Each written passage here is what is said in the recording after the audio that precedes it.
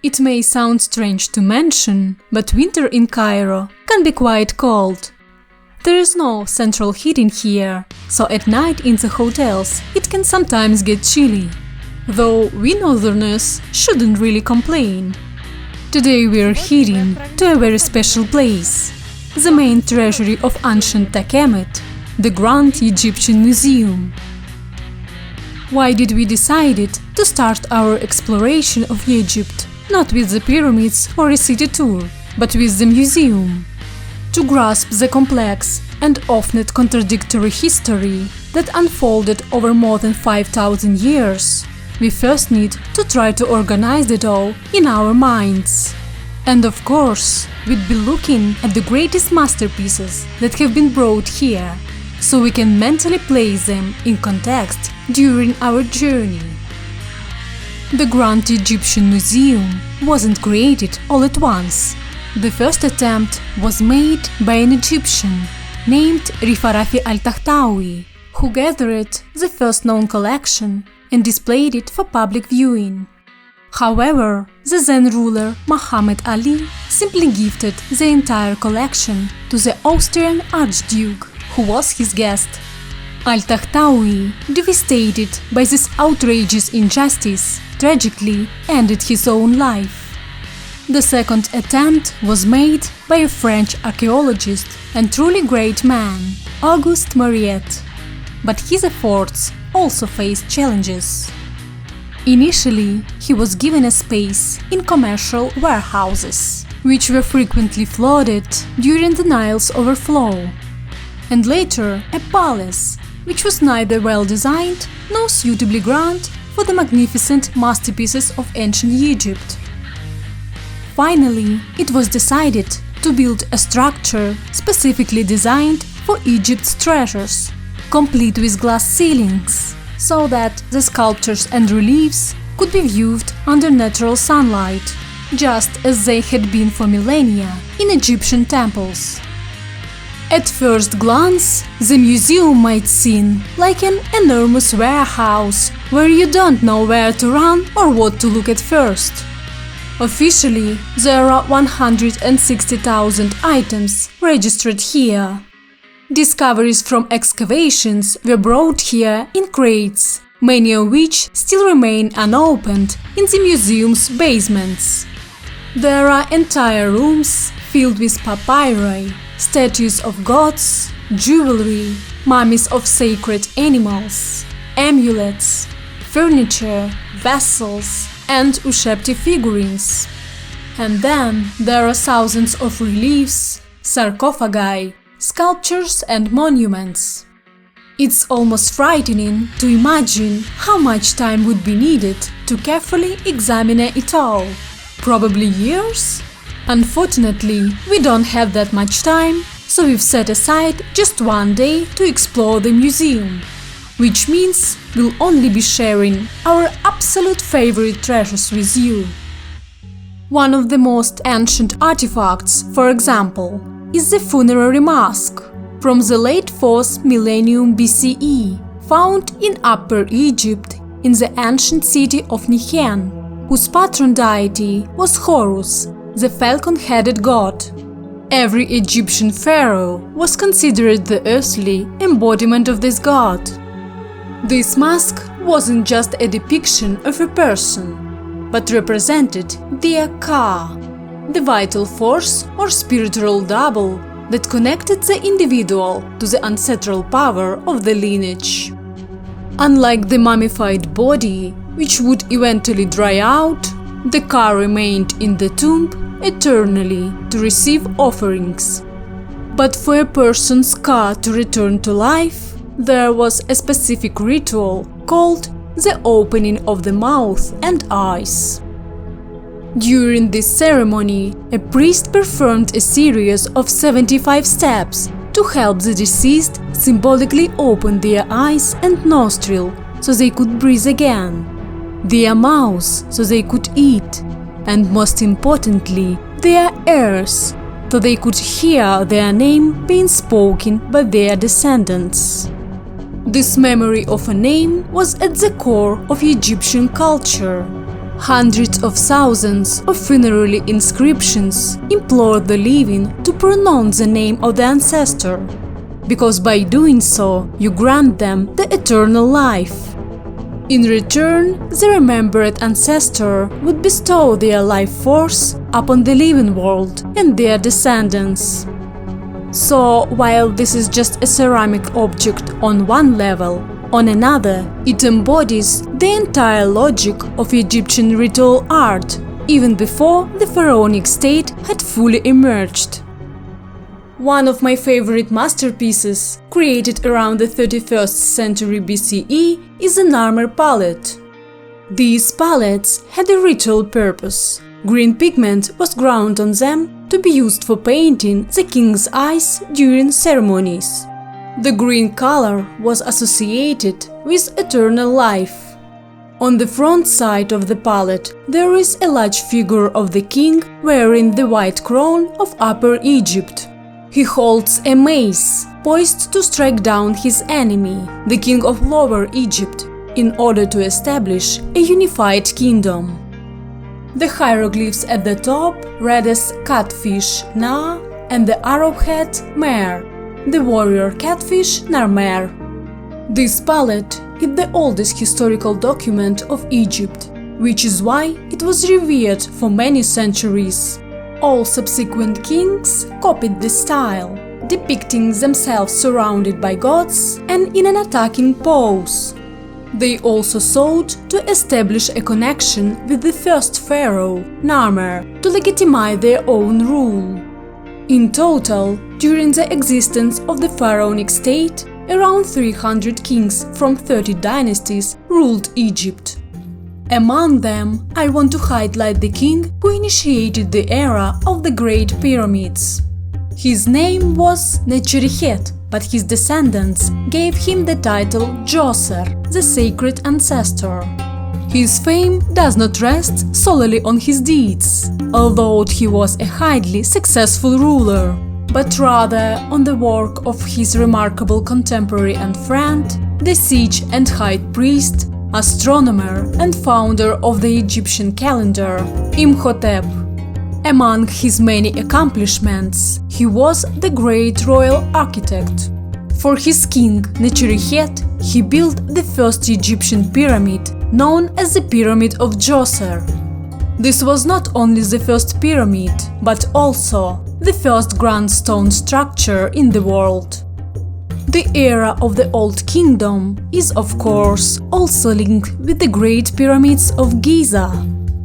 Before us stands an absolutely fantastic work of art, the statue of King Khafra, or as the Greeks called him, Khephren, the builder of the second Great Pyramid. This statue embodies power, majesty, and unyielding royal will, all carved into an incredibly hard stone, difficult to work with. Behind his head sits his celestial counterpart, the falcon-headed god Horus. When looking at such pieces, it's important to understand the context. So let's imagine an ancient temple with massive granite columns and numerous statues of the king. Oil lamps burn everywhere, and the sounds of the great temple harp echo through the hall. Suddenly, the era of the pyramids takes on a new light, becoming something exquisitely beautiful. This was not only an era of monumental art, but also one of astonishing monuments. In the Meidum necropolis, when workers uncovered an untouched tomb and entered it with torches, they immediately fled in terror, screaming that it was inhabited by jinns and spirits. When archaeologists entered, they were met with the incredible gaze of Prince Rahotep and his wife Nofret. In the era of the pyramids, such moustaches were very popular. Rahotep was the brother of Pharaoh Khufu, or Cheops as the Greeks called him, and the son of Pharaoh Snefru. His wife held a very elegant title, Rehet Nes, which means presented to the king. This indicates that she was not just any noble woman, but one whom the pharaoh knew personally. Another remarkable sculpture from this era is the statue of the royal son Kaaper. This is not just a statue, it's a riddle. If you look at it in profile, it precisely represents the Egyptian hieroglyph Ser, which means a high-ranking official or someone with a noble title. This statue is so lifelike that when workers discovered it, they shouted, "Ah, the sheikh of our village!" because it so closely resembled the head of their own village. I think I might know a couple of people who resemble him too. I wonder what they did in ancient Egypt. These people surrounded their pharaohs, and among them were some truly extraordinary individuals. For example, dwarfs, who were highly regarded in Egypt. Dwarfs often excelled as master jewelers and were traditional performers of sacred dances, because the great god Bes, the protector of the household and defender against evil spirits and curses, was himself a dwarf. One high-ranking court dwarf was named Seneb, and he had a beautiful, normal-sized wife who bore him 2 children.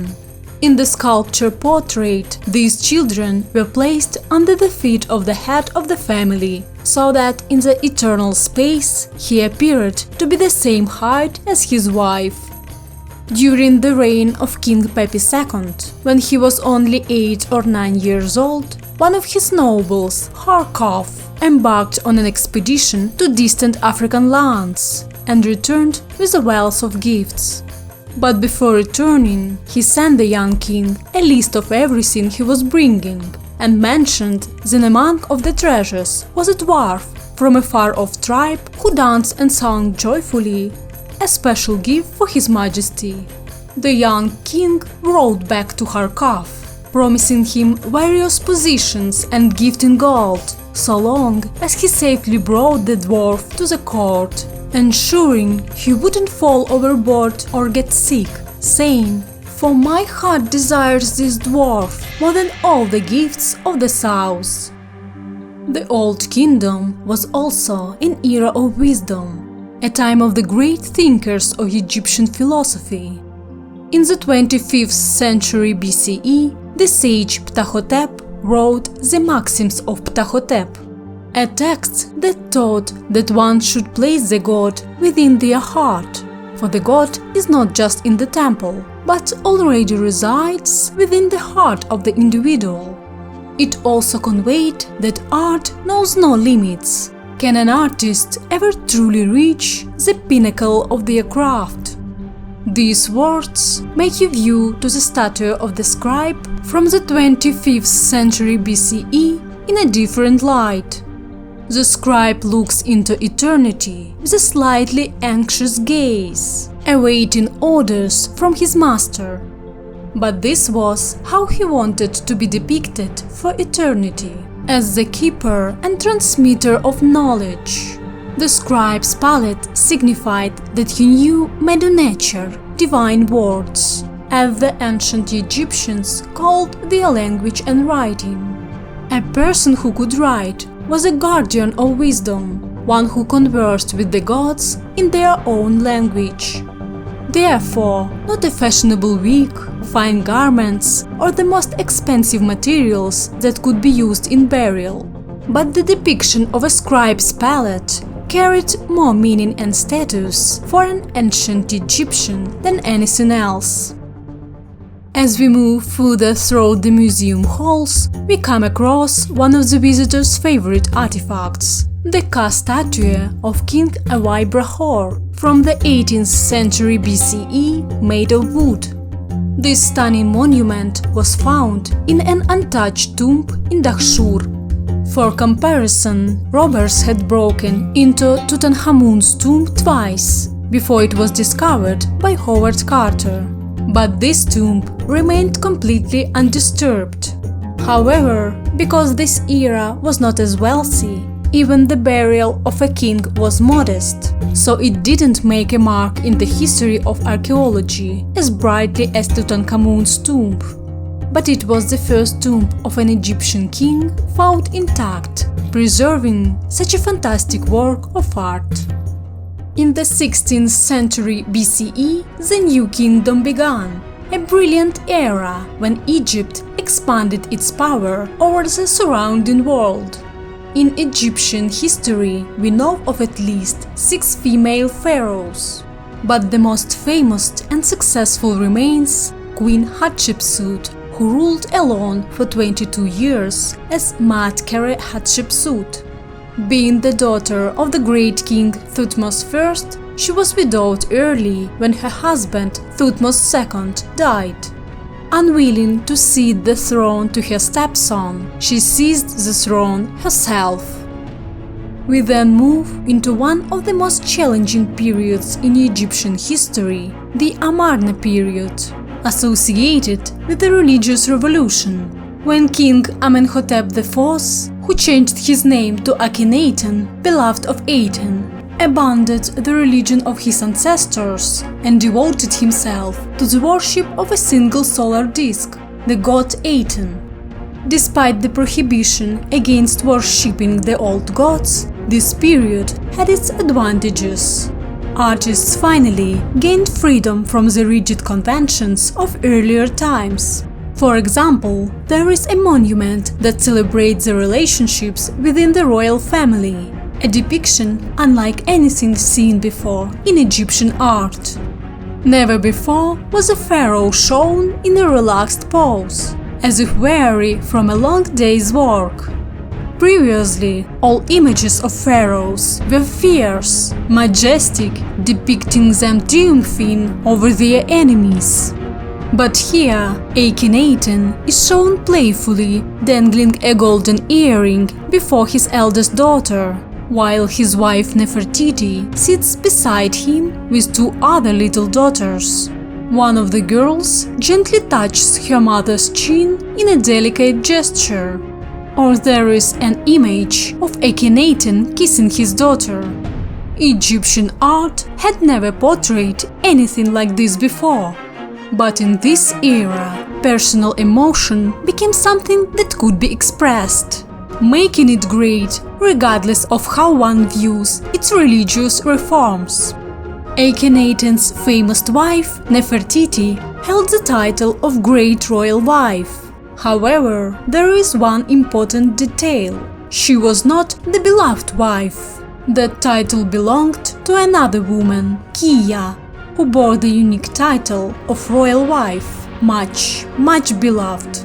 It is likely that Nefertiti would have given anything, including her famous blue wig, immortalized by her bust, displayed in the Berlin Museum, to possess that title. The love Akhenaten had for Kiya was so profound that on her sarcophagus the king inscribed poems he wrote himself, comparing her breath to the northern wind that brought eternal life to his nostrils through this incredible love. In a twist of fate, her sarcophagus was later repurposed for the burial of Akhenaten, with the beard and royal regalia added to it. This speaks to the enormous significance of a name in Egyptian culture. When the reform collapsed and Akhenaten's name was cursed, he was somehow buried in this sarcophagus he had originally commissioned for his beloved wife. Those who violated the tomb defaced the sarcophagus, removing the face and carving out the name to deny this king eternal life. This sarcophagus stands as both a monument to great love, with the poems about the northern wind at its foot, and as a testament to the intense hatred towards the name of the reformer, which caused so much suffering. The history of Akhenaten is filled with more mysteries than answers. Just now a group passed with a rather odd tour guide, and one of the tourists asked, "Did they have transparent sarcophagi?" The guide replied, "Yes, glass ones." Just to clarify, that's modern plastic, a replica, used to hold together the crumbled inlay. Please don't fall for such nonsense. They did not have glass sarcophagi. The son of Akhenaten, who ruled after him, is known to everyone, even to those who are not familiar with Egyptian history. Tutankhamun ascended the throne as a 9-year-old boy, and during his reign many statues and figures of traditional gods were created. One of the famous ones is Tutankhamun depicted as the moon god Khonsu. In this statue, you can see the influence of the Amarna period, which had made its way into later traditional art. When Tutankhamun unexpectedly died at the age of 19, he left no heir, and so his general Horemheb ascended the throne. Since Horemheb was not of royal and thus not a divine lineage, he needed to legitimize his power. To do this, he set aside his first wife, Amenia, and chose a new wife, Mutnejemet, the younger sister of Queen Nefertiti. In the Middle Ages, a monument to him fell during the earthquake and shattered into many pieces. It wasn't until the year 2000 that the remarkable researcher Hurik Suruzyan reassembled the fragments on a metal frame. So that when new pieces are found, and they do continue to be discovered, they can be added to the reconstruction. Queen Mutnejemet lived a short and not particularly remarkable life, as was often the case with Egyptian queens. She desperately tried to bear an heir, and even the bones of her mummy showed signs of fragility, but sadly she was never able to. The era of the Ramessides begins in the 13th century BCE. The museum houses many monuments to Ramses the Great. For example, there is one that's a visual riddle. The baby depicted is Ramses himself. The pose with the finger to his mouth while sitting on his knees reads at the hieroglyph Mes, birth. He holds a reed in his hand, Su, and on his head is a solar disk of Ra. Altogether, Ramessu is the king's name embodied as a solar infant with the protective falcon Horus looming above. Imagine you are entering a city house that had been closed up for the summer. Picture the stale air in the room, the valuable, silent pieces of furniture, the sense that you just disturbed the ghostly owners of the empty chairs, the urge to open the windows and let life back into the room. This is how the distinguished archaeologist Arthur Weigel described his experience in 1905 when he discovered the tomb in the Valley of the Kings, belonging to the famous parents of Queen Tiye, the beloved wife of Amenhotep III, Yuya and Tuya. Before the discovery of Tutankhamun's tomb and the tomb complex at Tanis, this was the richest burial ever found, loving built by their daughter to her parents. And then there is Queen Ahotep, who ruled in the 16th century BCE when Egypt was fighting for its independence against nomadic tribes. Her role in sending supplies in the front lines was so significant that she was awarded the highest military honor, an enormous gold necklace in the shape of 3 flies, something no woman had ever received before. Her tomb was untouched until it was found while Mariette was in Cairo, and Daoud Pasha, the governor of Kenya, decided to make him a gift. He stripped all the jewelry from the queen's mummy, laid it out on black velvet, and then threw the queen's remains into the Nile. When Mariette arrived and learned of this, he personally beat everyone involved with a stick. This had been the only untouched tomb of an Egyptian queen, and this is how her remains were treated. It's an incredibly upsetting story, not just in terms of archaeology, but also as an example of the disrespect shown to a queen who was once a decorated legend of the Egyptian state. Here you can also find the mummies of royal favorites, animals. For example, this remarkable dog and a small baboon were buried in the Valley of the Kings.